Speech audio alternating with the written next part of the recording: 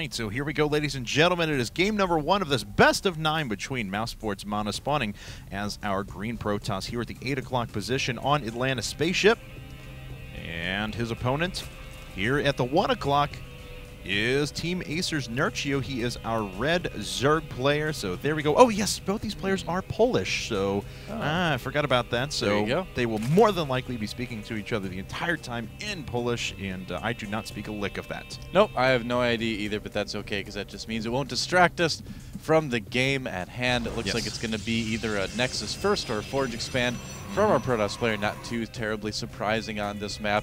And we'll have to see what Nerchio has planned. A little bit rarer that Zergs decide to go for the hatchery first against Protoss these days.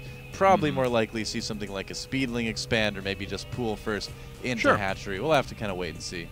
All right. And as Nerchio showed us in his games earlier this week, you know, against alternate attacks in the Acer versus alternate attacks matchup, he did actually favor quick pools and stuff like that. This is a little bit of an exception as far as the map goes. It's very, very large, but that probe did scout on the pylon construction, so MaNa should be in position to block the hatch if necessary. Yep, that's right. That's exactly what that probe is going down to do. Well, actually, he changed his mind. He was going to do that, and he's like, nah, I guess not. But pool goes down first anyway, so there was no hatchery to block. Annoying probe being annoying, as usual. Yeah, that's what they do. And I think he's going to hang out kind of around that area to see if he can block that hatchery. We'll have to see.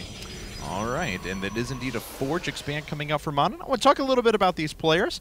We looked into it, and right now Nerchio is rated somewhere, I think it was around 23 or 24 in the power rankings of players in foreign tournaments. And he actually has a staggering 67% win percentage in across all of his matchups. Yeah, that's specifically huge. In his ZVP, 68% against some of the best players in the world.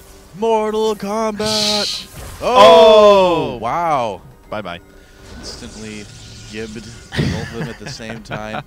Wow. Very fun, very fun. It looks like this probe is indeed blocking the construction of this hatchery as long as is possible. A nice job there, and looks like the probe is going to scoot away. And the drones are chasing for quite a while. And on the flip side of things here, we have MaNa. Now, cool note about MaNa, if you look at results from foreign tournaments, MaNa is actually the highest rated foreigner. He comes in 7th on the power ranking ELO list, behind, of course, a smattering of Koreans. And he has a 53% win percentage in PvZ. It's his weakest matchup at the moment, but that's still an incredibly respectable win percentage. Yeah, and that's still really, really good, too. I mean, any win percentage you can have in a matchup over 50% is actually pretty insane at the pro level. So both of these guys very, very good at their matchups that they're going to be playing today. And it looks like we already have a photon cannon down for MaNa, so should remain defended against this annoying set of Zerglings, and already throwing down a second gateway just to ensure that he's going to be safe. Of course, he will cancel that when this one finishes and put up a cybernetic score. Yep, that's right. Well, Overlord, what are you doing? Overlord, what are you doing? I don't know. Wow. Just that's like the equivalent of plunging headfirst into ice water. Yeah, I don't know. The masochist Overlord decides he wants to get hit by a cannon a couple times. I guess so. Yep, probe gets in, doesn't really see anything. I don't know if he even got a view of both gases. Oh, though. Zergling sneaking into the base. They're at least going to be able to check the gases. That'll be kind of nice for Nerchio to get in there and get that information. Might be able to pick off a probe if he's lucky here, but no, it looks like MaNa's going to be responding to that pretty quickly.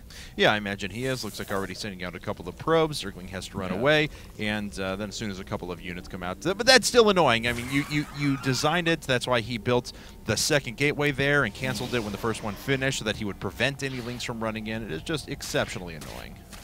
Yep. Oh, is he actually going to get a probe? Nope, not quite.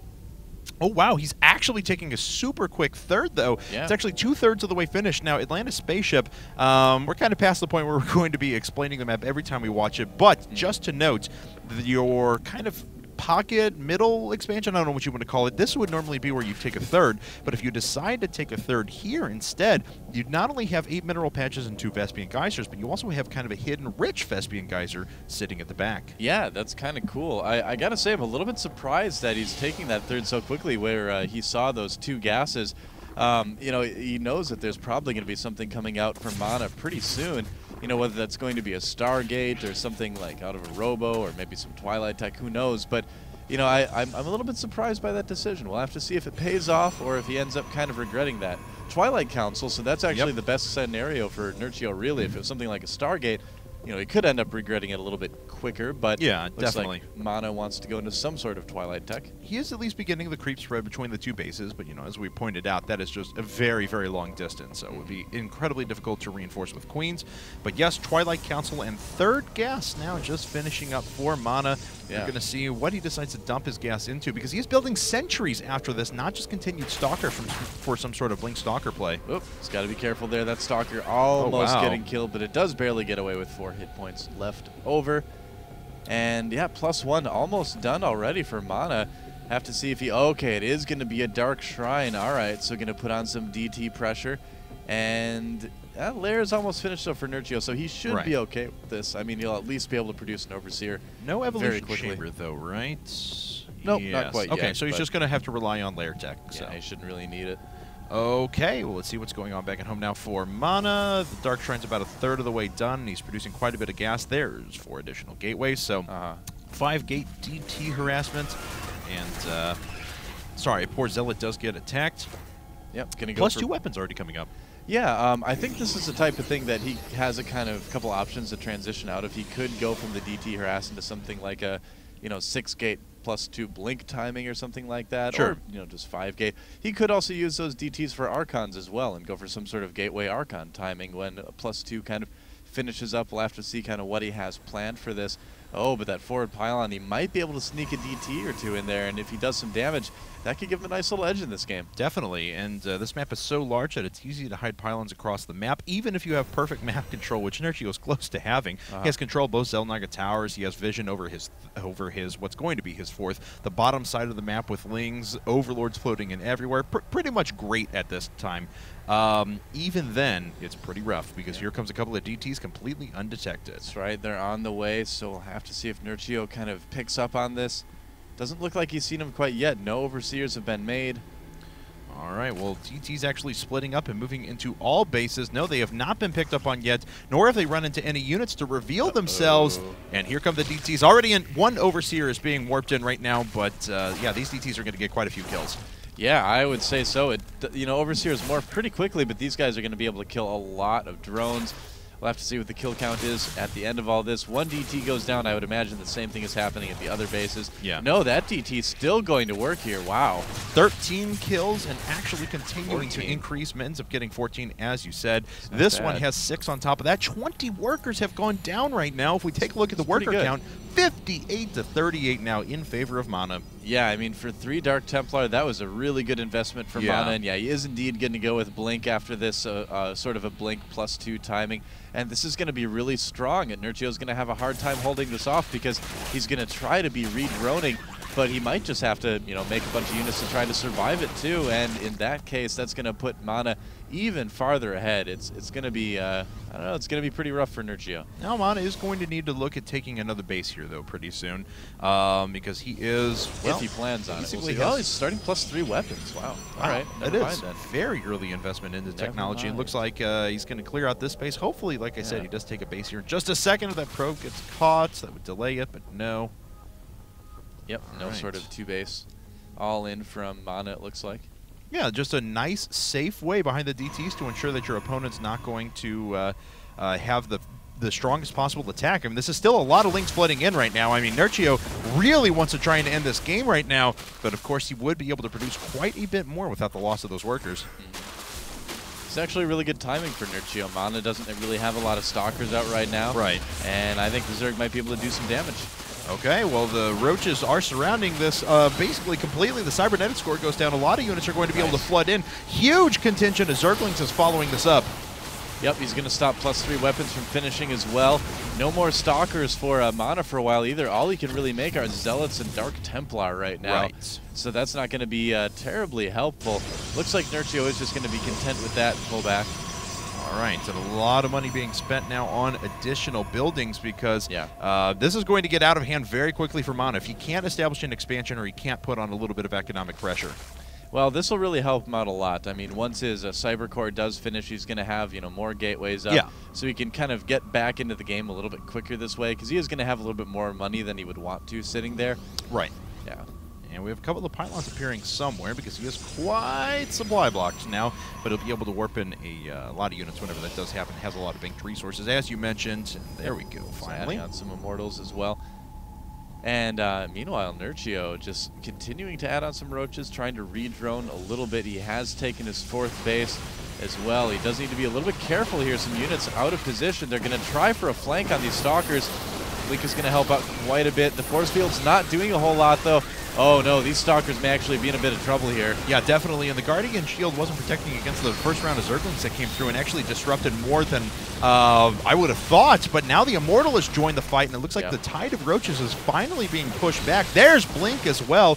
Nice job to pick off a couple of fleeing units as well. So looks like actually Nerchio did get the worst end of that engagement. Are there any more DTs flying around? Nope. No. Didn't know if there was going to try to be a DT warping around the back or something. All right, and there's a bunch more units coming in. We do have +3 attacks restarted and now on the way as that 3rd base is being established. But Nerchio is sitting on 4 base, 60 drones, quite a bit of production, and can just throw huge waves of units at his opponents. But this force is starting to get pretty staggeringly strong. Yep, Blink Stalkers are pretty tough to deal with in the late game. We can see he's adding on the infestation pit. That'll help a little bit there, and we'll have to see if he decides to go into something like Broodlords after that. It'd be pretty good. I mean, Infestor Broodlord against Blink Stalker generally works pretty well, you know, at that point.